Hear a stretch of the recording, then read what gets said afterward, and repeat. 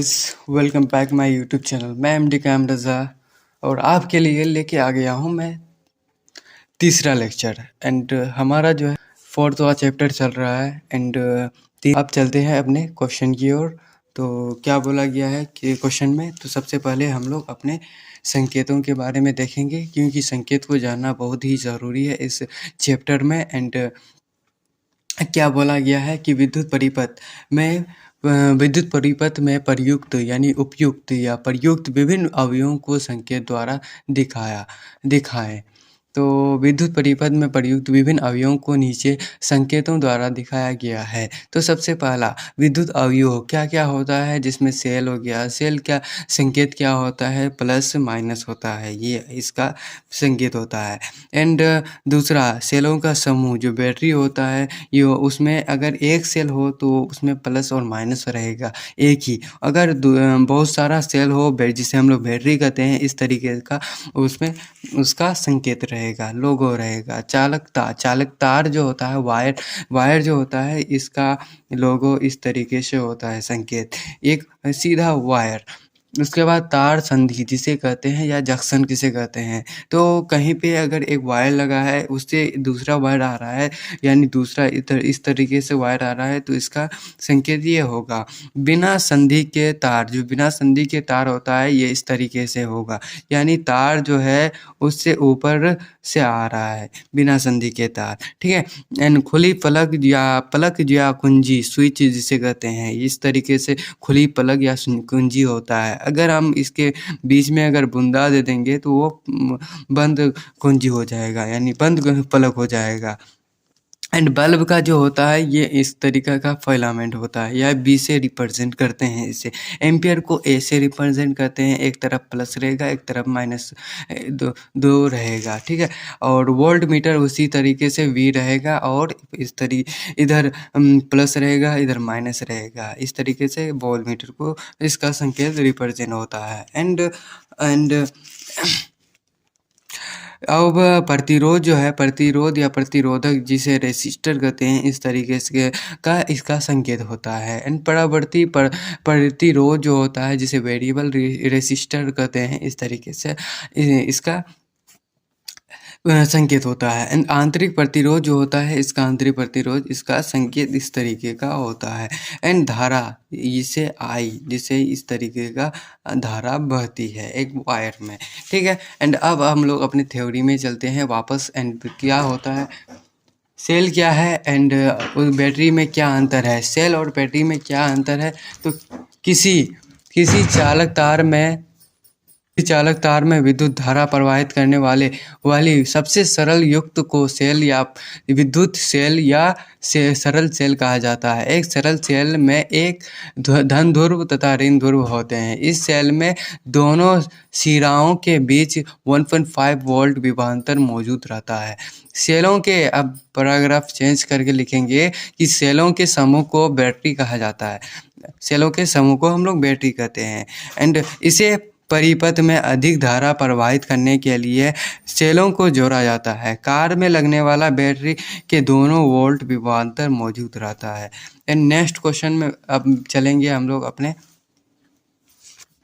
And इसमें क्या बोला गया है कि किसी बैटरी में 12 वोल्ट लिखा हुआ है, इसका क्या अर्थ है। 12 वोल्ट अगर किसी बैटरी में लिखा हुआ है, इसका क्या अर्थ है, कोई रीज़न है तब ना उस बैटरी में लिखा जाता है कि 12 वोल्ट एम्पियर का बैटरी है, या 7000 एम्पियर का बैटरी है, वोल्ट का तो किसी बैटरी में आंतरिक 12 वोल्ट, ये अर्थ है कि बैटरी के दोनों इलेक्ट्रॉनों के बीच 12 वोल्ट का विभवांतर मौजूद रहता है। अर्थात एक कूलम आवेश को ऋण ध्रुव से धन ध्रुव में 12 वोल्ट ऊर्जा खर्च होती है। और जो है, दूसरे शब्दों में बैटरी के अंदर प्रति सेकेंड 12 जल का जो होता है, 12 जल का रासायनिक ऊर्जा का विद्युत में परिवर्तन होता है। यह होता है हमारा बैटरी में 12 वोल्ट का लिखा हुआ इसका अर्थ।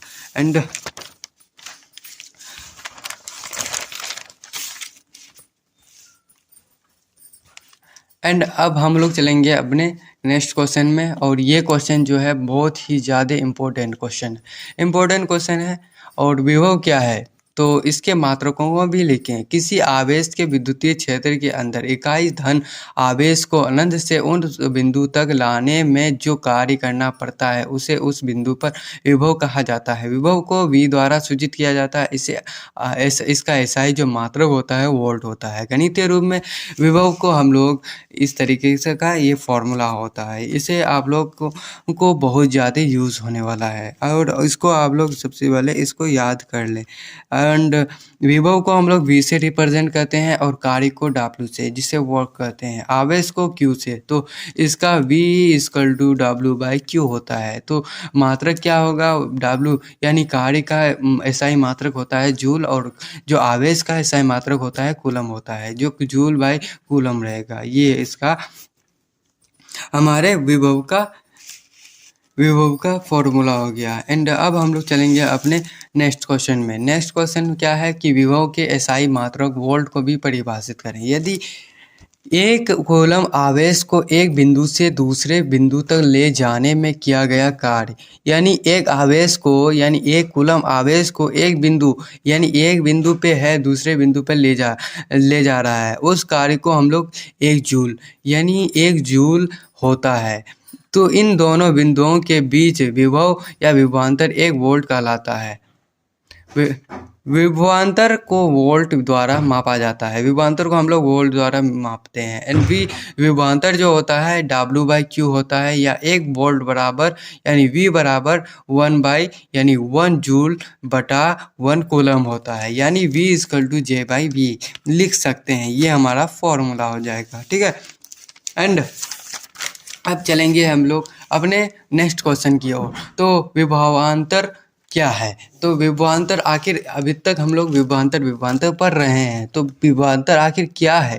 विभवांतर किसे कहते हैं? तो विभवांतर तो किसी चालक के दोनों सिरों के बीच मौजूद विभव के अंतर को विभवांतर कहा जाता है। किसे कहते हैं? तो दो चालक के सिरों के बीच, जो चालक तार है उसके सिरों को विभवांतर कहा जाता है। इसे डेल्टा V/V कहते हैं। डेल्टा V या V द्वारा सूचित किया जाता है। इसका एसआई मात्रक वोल्ट होता है। इसका एसआई मात्रक क्या होता है? वोल्ट होता है। जैसे आप लोग देख सकते हैं कि दो चालक तार, यानी चालक के दो सिरों के बीच, यानी एक सिरा यहाँ पे एक सिरा यहाँ पे, ए पॉइंट और बी पॉइंट, और उसके बीच के जो हमारा आई चल रहा है उसे आई यानी धारा है, यानी विभवांतर = ए का विभव, जो ए का विभव होगा इसका विभव होगा और दूसरा माइनस करेंगे दूसरे यानी बी पॉइंट का विभव। तो V हम लिख सकते हैं VM - VB। ये हमारा सेकेंड फॉर्मूला। ये इसको भी आप लोग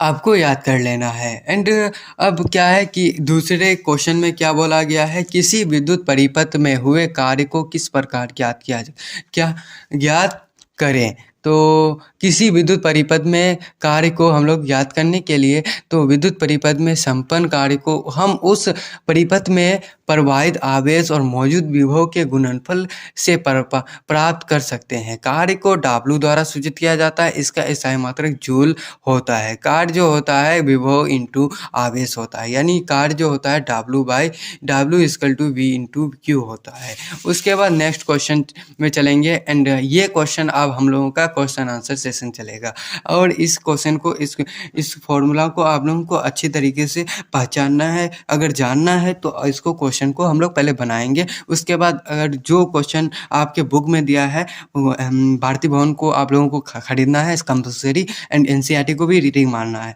और भारती भवन में जो क्वेश्चन रहेगा उसको भी बनाना है। आप लोगों को कंपल्सरी बनाना है। अगर आप लोग 10th में अगर 100% मार्क्स अगर लाना चाहते हो तो आप लोगों को ये चाहिए, आपको हर क्वेश्चन को बनाना पड़ेगा। और अगर आपको कोई भी क्वेश्चन में डाउट हो और कोई भी क्वेश्चन में अगर आप लोग बना नहीं पा रहे हैं, तो उस क्वेश्चन को आप मेरे टेलीग्राम चैनल, आपको डिस्क्रिप्शन बॉक्स में मेरे टेलीग्राम चैनल का लिंक दिया हुआ है, उसमें आप लोग डाल सकते हो, मुझे भेज सकते हो, या मेरे इंस्टाग्राम ID में भी भेज सकते हो, ठीक है।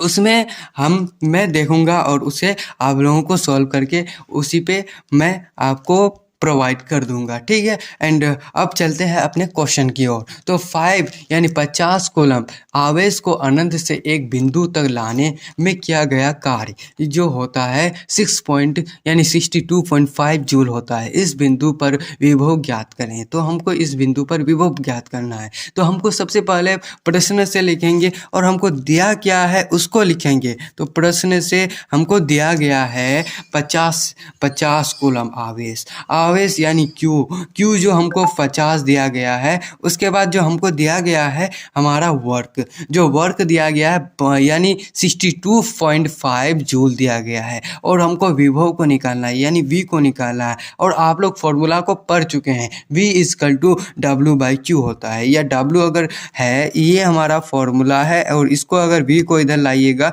तो W/Q हो जाएगा। और इस तरीके से यानी W का जो मान है यानी वर्क का जो मान है ये है, तो इसको बाय करेंगे 50 और 50 यहाँ से पॉइंट हटेगा तो यहाँ 10 आएगा और यहाँ पे 500 आएगा, यहाँ 625 आएगा। तो यहाँ पे देख सकते हैं, इसको आप लोग भाग दोगे तो ये हमारा 1.25 वोल्ट आएगा, ठीक है। ये हमारा आंसर आएगा, ठीक है। अब हम लोग चलेंगे अपने नेक्स्ट क्वेश्चन में, इसी नेक्स्ट क्वेश्चन आंसर सेशन में। तो क्वेश्चन में क्या बोला गया है कि यदि अनंत से 0.25 विभव के विद्युतीय क्षेत्र के अंदर 84 कूलम आवेश को लाया जाता है तो इस प्रक्रिया में होने वाली कार्य की गणना करें। तो V को हमको V = 0.28 विभव दिया गया है और हमको Q को भी दिया गया है जो हमारा 84 कूलम है, ठीक है। और हमको निकालना है